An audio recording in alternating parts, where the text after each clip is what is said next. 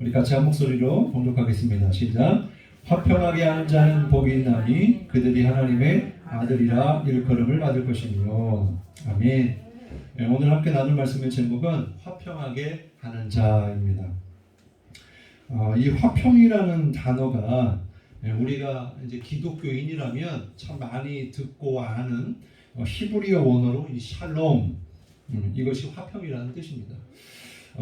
히브리어는 샬롬이고요, 또 헬라어로는 에이레네 이렇게 되어 있는데, 이게 뭐냐면요, 단순히 그냥 아무 일 없는 거, 뭐 전쟁이나 뭐 그런 고통이 없는 상태를 말하는 것이 아닙니다. 본래의 이 화평이라는 말의 본 의미는 바른 관계를 이야기하는 거예요.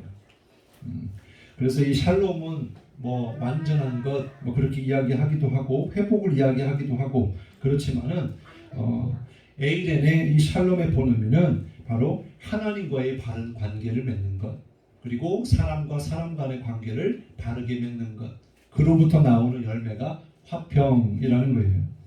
그래서 이 성경에 화평이라는 이 말이 얼마나 많이 나오냐면 약 400번이 나옵니다. 우리 하나님은 평강의 왕이시죠. 그리고 우리에게 평안하기를 원하시는 하나님이십니다. 그래서 하나님은 우리와 화평하기를 원하시고 하나님이 지으신 모든 사람들이 더불어 화평하기를 원하신다라고 하는 말씀을 오늘 우리에게 주고 계시는 겁니다. 그래서 이 화평을 위해서 오신 분이 바로 예수 그리스도이십니다.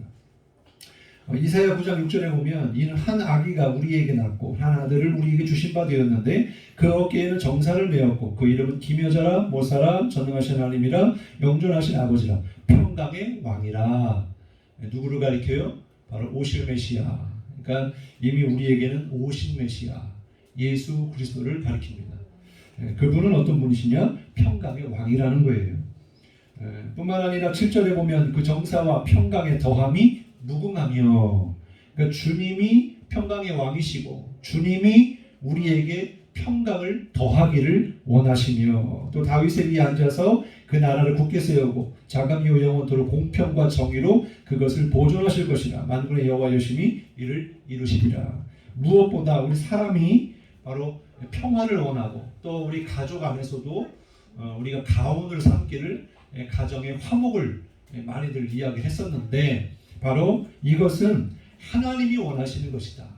우리가 원하지만 우리보다 더 평화를 원하시는 분이 하나님이시다. 그리고 이 평강의 왕이라고 하는 뜻은 평강의 주인, 그분이 하나님이시다. 이렇게 말씀해 주고 있는 겁니다.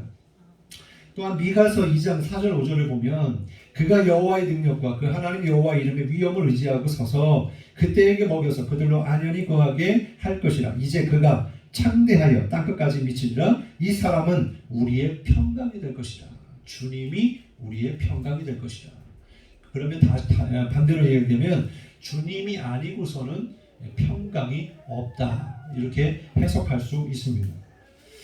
우리가 산상수훈을 통해서 계속해서 반복하며 지금 함께 나누고 듣고 또 새겨야 할 것은 뭐냐면 주님이 아니고서는 할 수 없다는 거예요. 뭘 할 수 없느냐? 심령이 가난할 수 없고, 애통할 수 없고, 온유할 수 없고, 의에 줄이고 목마를 수 없고, 긍휼히 여길 수 없고, 마음이 청결할 수 없다. 이게 우리에게서 나오는 것이 아니라 주님으로부터 나오는 것이고, 또 예수 믿는 자에게 임하시는 하나님의 열매다라는 거예요. 왜냐하면 이것은 다 주님의 성품, 인격이기 때문입니다.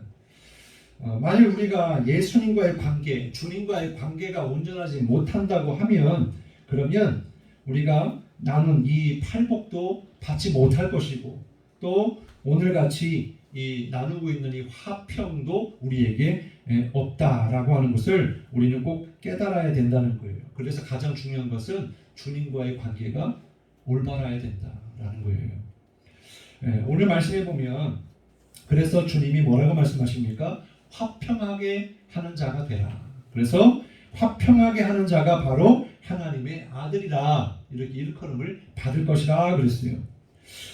먼저 우리가 정말 예수님을 잘 믿는가? 내가 정말 하나님과의 관계가 온전한가? 그래서 그 주님을 통하여 내가 화평하게 하고 있는 자인가? 그거를 생각해 볼 필요가 있습니다. 그래서 하나님으로부터 먼저 너는 나의 아들이구나. 그리고 뿐만 아니라 사람들이 봤을 때 아하, 당신은 예수님 믿는 사람이군요. 하나님을 아는 사람이군요. 진짜 하나님의 자녀이군요. 이렇게 인정받고 있느냐, 그것을 생각해 보자는 거예요. 근데 사실은 우리가 특히 지금 이 코로나 이 기간을 보내면서 더 안타까운 것은 세상 사람들은요, 예수님은 인정하지만 예수 믿는 기독교인들은 인정하지 않는다는 거예요. 이게 참 뼈아픈 현실이에요.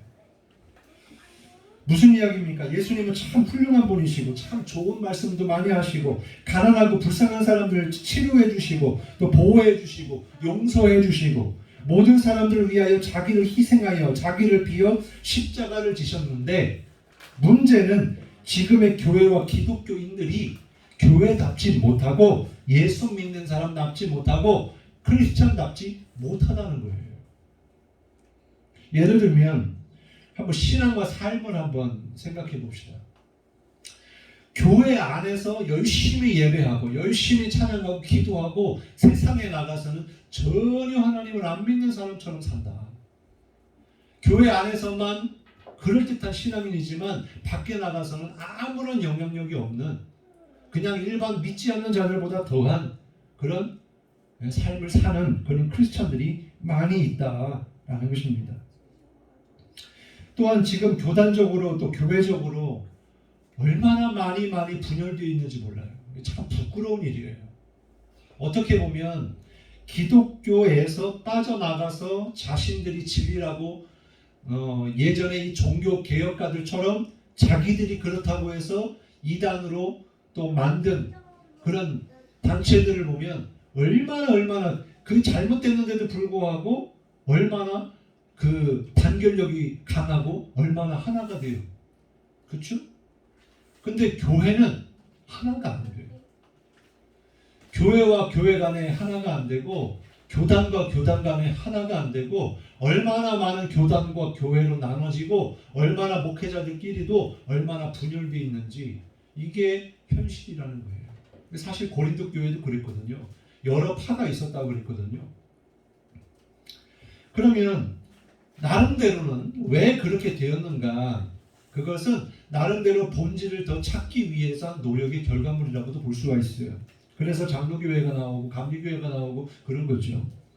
그 교단이 나쁘고 잘못됐다는 게 아니라 우리가 믿는 하나님은 성부, 성자, 성령, 삼위일체 하나님 한 분, 하나님 한 분이신데 우리가 연합을 이루지 못하고 있다. 정말 형제가 연합함이 하나님 보실 땐 그렇게 아름답다. 시편 133편에도 그렇게 나오는데 정말 우리가 우리의 모습을 좀 돌아볼 필요가 있어요. 뿐만 아니라 지금 이 정치적으로 이렇게 교회가 또 목회자가 나와서 선동을 하고 주장을 하고 그러다 보니까 교회가 교회를, 목사가 목사를 이렇게 언론을 통해서 사람들 앞에서 서로 욕하고 비방하고, 이게 바로 우리 살 깎아먹기 아니겠어요? 참 안타까운 그런 현실 가운데 있습니다. 그리고 또 이러다 보니까 어떤 게 생기냐면 교회도 혼란스러워지고 성도도 혼란스러워지는 거예요. 왜냐하면 아니 다른 사람, 믿지 않는 사람, 잘못된 그런 정치적인 성향을 가지고 있는 사람은 이해할 수 있지만 내가 다니는 교회 목사님이나 내가 믿는 그 하나님의 말씀을 대언하는 그런 목회자들이 또 그런 성도들이 얘기를 하면 그럼 성도들은 어떤 걸 따라야 돼요? 이게 참 어려운 거예요. 그래서 교회 안에서는 절대로 정치 얘기하지 마라 그렇게 배웠어요. 근데 성도 중에는 은연 중에 저보고 그래 와가지고 누구 찍으실 거예요? 이렇게 물어봐요. 빨간색이에요? 네, 이렇게 물어봐요. 참 민망스러워요. 근데 뭐 대답할 수가 없어요. 왜냐하면 성도들이 다 같은 그런 신앙과 또 다 같은 정치적 견해를 가지고 있는 게 아니잖아요. 그리고 그게 무조건 옳고 그름의 문제가 아니잖아요. 어쨌든 이런 부분들이 있다 보니까 밖에서 봤을 때 어때요? 교회가 왜 그러냐는 거예요. 왜 예수 믿는 사람들 왜 그러냐는 거예요. 지금 특히 코로나 시대는요, 교회뿐만 아니라 전 세계적으로 다 지금 이 팬데믹 때문에 혼란 가운데 있어요. 그러면 교회가 지금 할 일이 뭐냐? 이런 상황에서 아파하고 고통 가운데 신음하고 소외당하고 있는 사람들에게 우리가 무언가를 도와줄 수 있을까? 또 이 나라 이 민족을 위하여 우리가 뭘 해야 될까? 기도해야 되잖아요. 정말 찾아가야 되잖아. 도와야 되잖아. 우리가 지금 이 대면을 할 수가 없으니까 전도도 할 수 없고 뭐 어떻게 가서 뭘 전해줄 수도 없다고 하지만은 그러나 보세요. 지금 이 확진자라든지 또 해외에서 왔을 때 격리하는 가운데 공무원들은 어떻게 해요? 그렇다고 그 집 앞에 가서 먹을 거 안 갖다 줘요? 근데 교회가 이런 때일수록 더 위로하고 찾아가고 기도하고 해야 되는데 그러진 않는다는 거예요. 그러니까 중요한 건 뭐냐? 지금 뭐가 문제인지를 우리가 잘 알아야 되는데 지금 가장 좋아하고 기뻐하고 웃고 있는 것은 과연 하나님이실까? 아니면 마귀일까? 교회일까? 아니면 세상일까? 우리가 생각해 볼 필요가 있습니다. 그래서 한때는 지금도 그렇지만은 교회를 다니는 성도들도 교회 다니기를 부끄러워서 교회를 못 나가겠다.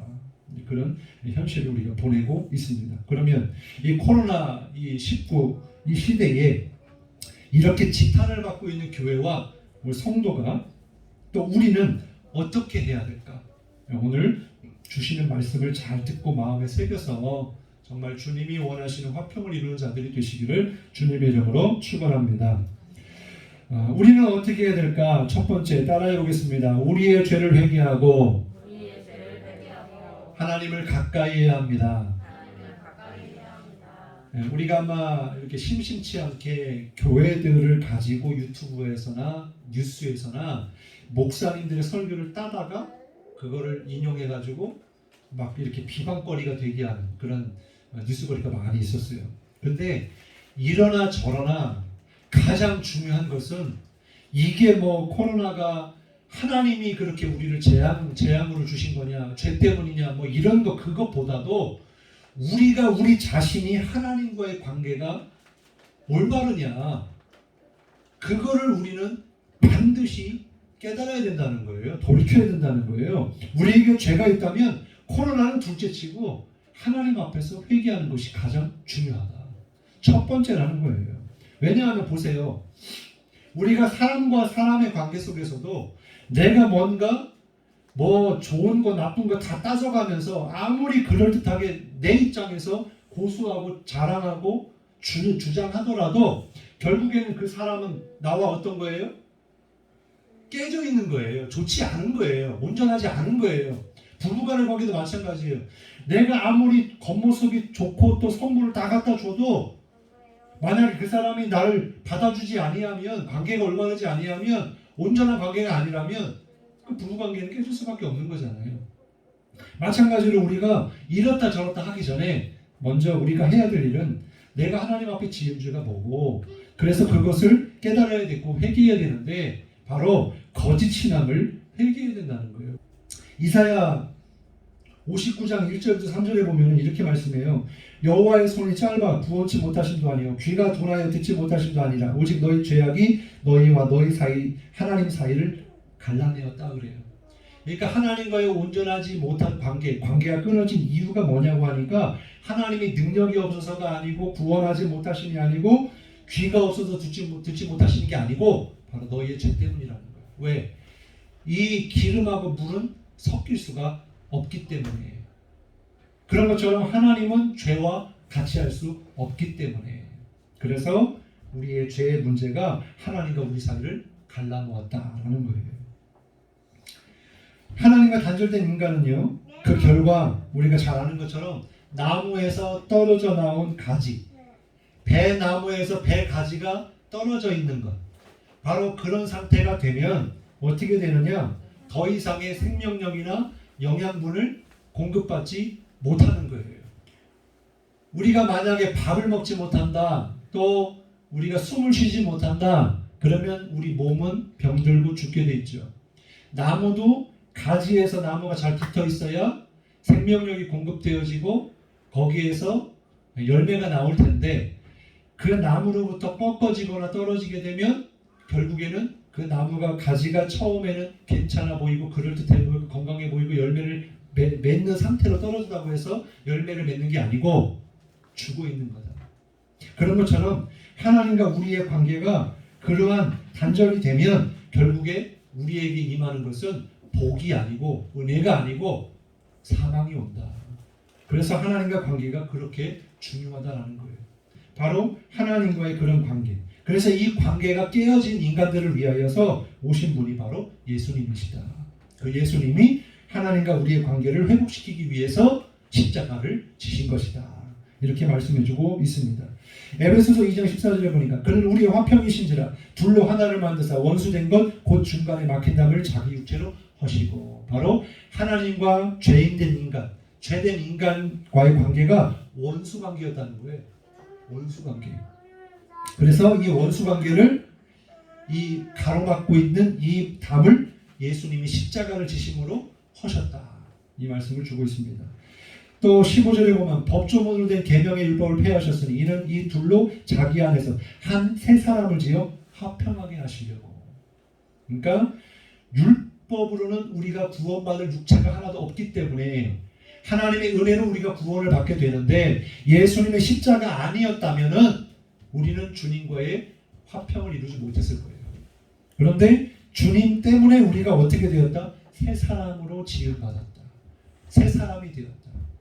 새로운 피조물이 되었다. 이전 것은 지나갔으니 보라 새 것이 되었다. 십자가의 은혜로 죄가 씻겨지니까 새 사람이 되고 깨끗한 존재가 되고 다시 살게 되었다는 거예요. 그래서 결국에 뭐가 됐다? 하나님과 화평하게 하셨다.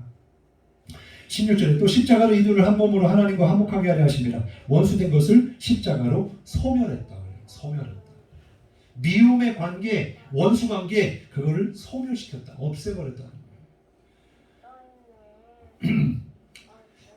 우리가 예수님의 십자가의 은혜로 죄사함을 받았고 하나님의 자녀가 된 줄 믿으시기 바랍니다.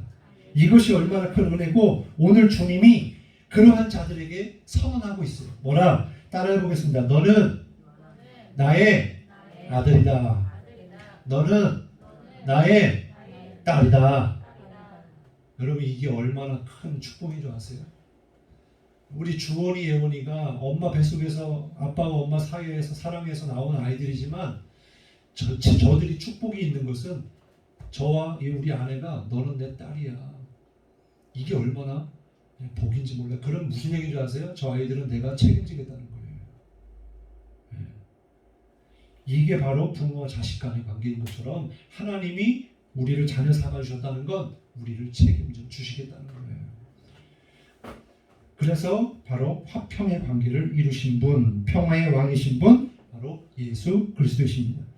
두 번째로 그러면 하나님과의 관계가 예수님을 믿음으로 그 십자가의 은혜로 화평이 되었다면 우리는 이제 믿는 자로서 세상에 나아가서 믿지 않는 자들과 세상 사람들과 가정에서 자녀들과 부부간에 우리가 어떻게 화평을 이룰 것인가? 바로 그것은 하나됨입니다. 우리 따라해 볼까요? 하나됨을 힘써 지켜야 합니다. 이 말씀이요. 에베소서 4장 2절부터 3절에 모든 겸손과 온유로 하고 오래 참음으로 사랑 가운데서 서로 용납하고 평안에 매는 줄로 성령이 하나 되게 하신 것을 힘써 지키라. 이게 뭐냐? 바로 하나 되게 하는 방법이라는 거예요. 우리가 세상에 나가서 사람들과의 관계 속에서 해야 될 우리의 태도, 우리의 자세를 이야기해 주는 거예요. 근데 이것을 조금 더 확장해서 더 깊이 있게 비슷한 말씀이지만 골로새서 말씀에 보면 이렇게 나와요. 3장 12절부터 17절까지 그러므로 너희는 하나님의 택하사 거룩하고 사랑받는 자처럼 이제 하나님과의 관계 속에서 사랑을 받는 자가 되었다면 그런 사람처럼 살아야 되는데 어떻게 살 것인가? 첫 번째, 긍휼과 자비를 베풀라는 거예요. 긍휼을 베풀라, 자비를 베풀라. 우리가 지난 말씀에도 긍휼히 여기는 자가 긍휼히 여김을 받을 것이다 그랬잖아요.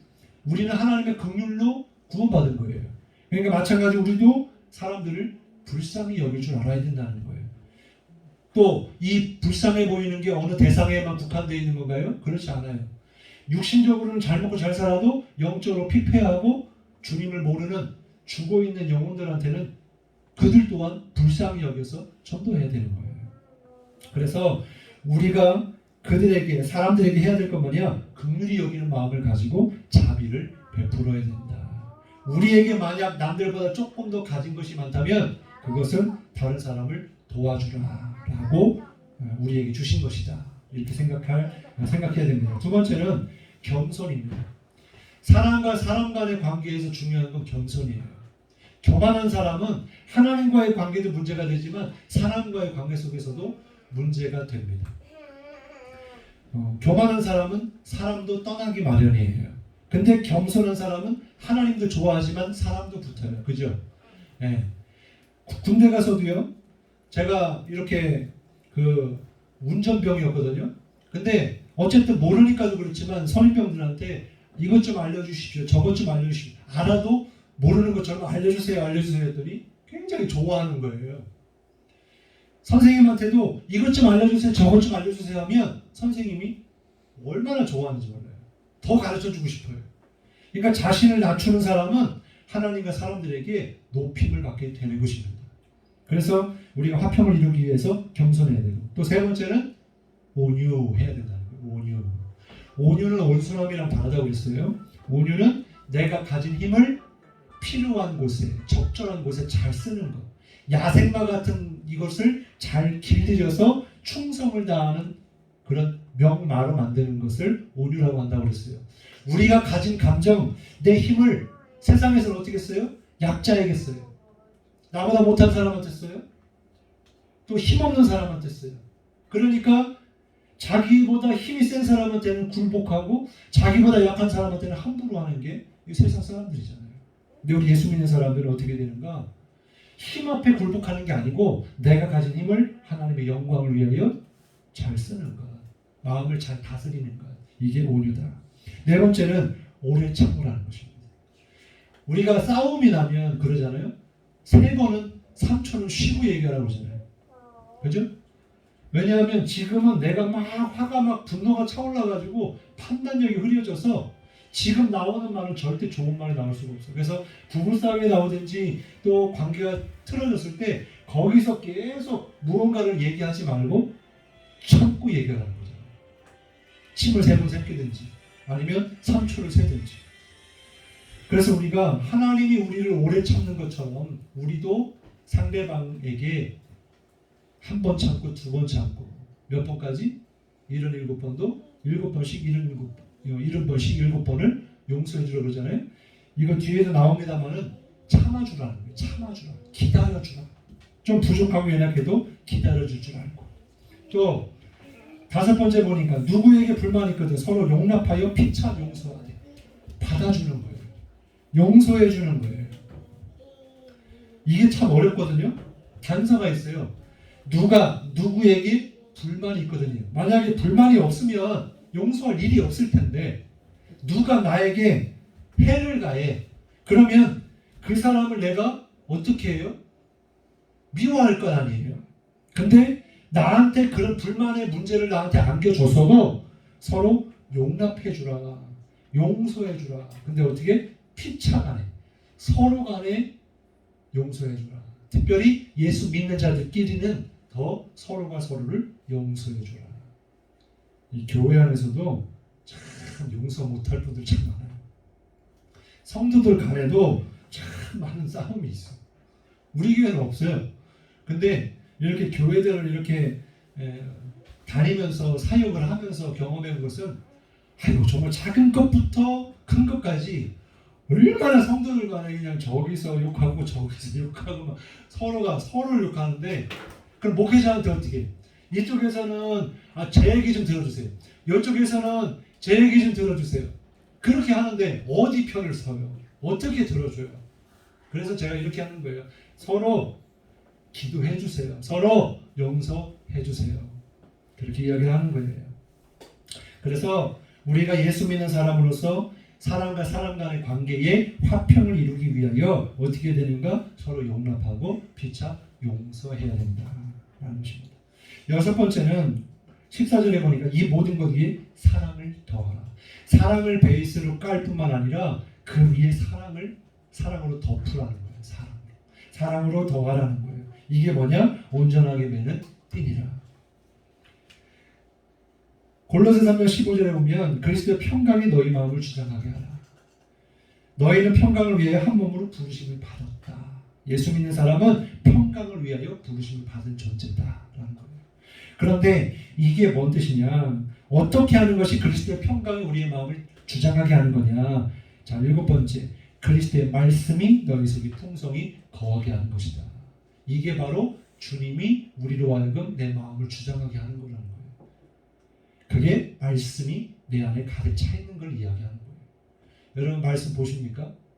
여러분 말씀 많이 들으십니까? 우리가 화평케 하는 것에 중요한 것은 우리 안에 주님의 말씀이 있어야 된다는 거예요.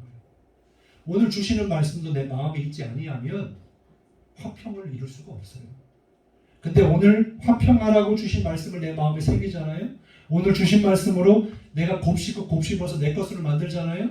그럼 그 사람은 화평케 하는 사람이 되는 거예요. 그래서 먼저는 너희 속에 말씀으로 가득 차고, 그리고 자기만 알고 있는 지식이 아니라 모든 지혜로 피차 가르치며 권면하라. 목회자가 성도들에게 할 일은 뭐냐? 말씀을 전하는 거잖아요. 말씀으로 가르치는 거잖아요. 그러니까 여러분들은 여러분이 다니는 교회의 목사로부터 하나님의 말씀을 듣고 배우고 있잖아요. 그죠? 이게 중요한 것은 뭐냐면 하나님의 말씀을 들어야 된다는 거예요. 배워야 된다는 거예요. 그래야 그 말씀을 가지고 살아갈 수 있다는 거예요. 8번째는 시와 찬송과 신령한 노래를 부르며 감사하는 마음으로 하나님을 찬양해라. 우리가 예수 믿는 사람이 가장 삶에서 보여지고 드러나는 것 중에 중요한 게 뭐냐면 감사가 있어야 된다. 감사. 이거 되게 중요해요.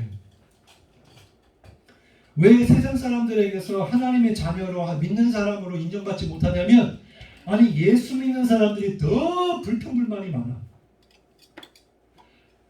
분명히 나는 하나님이 구원해 주셨고 또 지금까지 나를 도와주셨고 하나님이 나와 함께 해주셔서 너무너무 감사할 일이 많은데, 세상에 나아가서 돈 때문에, 건강 때문에, 사업 때문에, 관계 때문에 모든 신앙이 다 무너지고 오히려 세상 사람들 앞에서 정말 감사를 잃어버린, 불평불만만 가득한, 그러면 세상 사람들이 아이고 당신 진짜 예수 잘 믿는군요 이렇게 말을 들을 수 있겠냐고요. 여러분 한번 생각해 보세요. 내가 과연 내 입술이 하나님을 찬송하고 감사하는 그런 입술인가? 아니면 내가 가진 것, 주신 것은 잊어버리고 내게 없는 것만 찾으면서 불평불만하고 있는가? 이스라엘 백성들이 가나안 땅에 들어가지 못한 이유는 그들의 불평불만 때문이었습니다. 여러분 되게 중요한 거예요. 여러분 입술에서 감사와 찬양이 많기를 주님의 이름으로 축복합니다. 마지막 9번째, 무엇을 하든지 말에나 일에나 다 주 예수의 이름으로 하고 그를 힘입어 하나님 아버지께 감사하라. 이게 가장 중요한 거 뭐냐? 하나님 그분을 힘입어. 이게 중요한 키포인트예요. 에베소서 말씀도 아까 잠깐 봤지만요, 성령이 하나 되게 하신 것을 힘써 지키라고 그랬죠. 하나 되게 하신 것은 누가 한 거다? 주님이 하신 거다.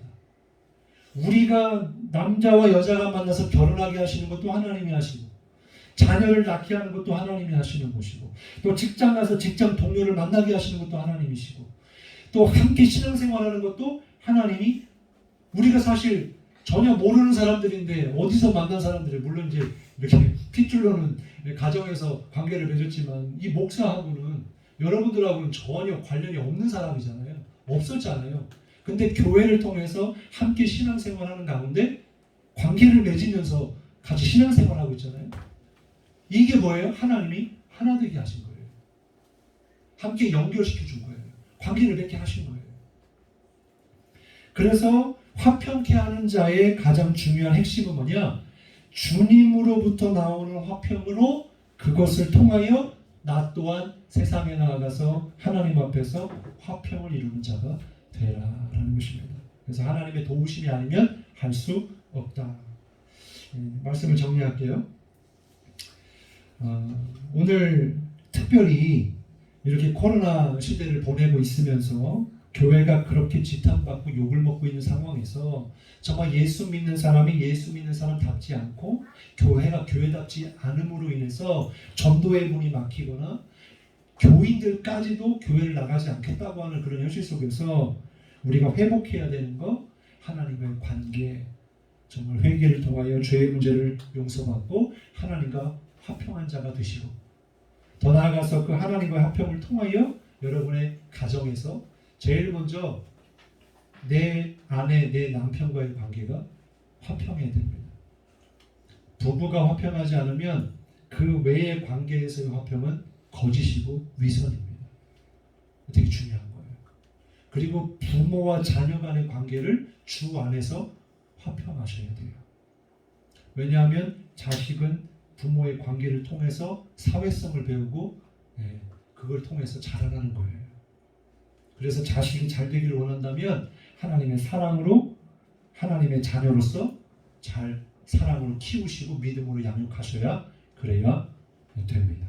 그리고 회사에 나아가서 또 학교에서 여러분 세상 사람들이나 마귀가 너 예수 믿어? 그러면 아무것도 못하겠네? 그럼 관계 못하겠네? 너 승진 못하겠네? 이런 미혹이 있을 수 있거든요. 근데 그거 아셔야 돼요. 시간이 지나서 계속 그렇게 예수 믿는 사람으로서 계속 나가면, 그리고 겸손하고 오늘 말씀처럼 하면 나중에는 반드시 저 사람은 진짜 예수 믿는 사람이었구나, 그렇게 인정받을 때가 온다는 거예요. 그러니까 지금 순간에 내 유익이 없다라고 해서 예수 믿는 사람의 삶을 내려놓으면 나중에는 오히려 그것 봐라 그러면서 뭐라고 말하냐면 세상 사람들은 너는 내가 봐도 너는 아니야 그렇게 이야기해요. 이게 세상 사람들한테 듣는 얘기잖아요. 그러니까 하나님과 사람들 앞에 정말 예수 믿는 사람으로서 화평케 하는 자로 인정받는, 그래서 하나님의 아들, 하나님의 딸로 일컬음을 받는 그런 복된 믿음의 백성 되시기를 주님의 이름으로 축원합니다.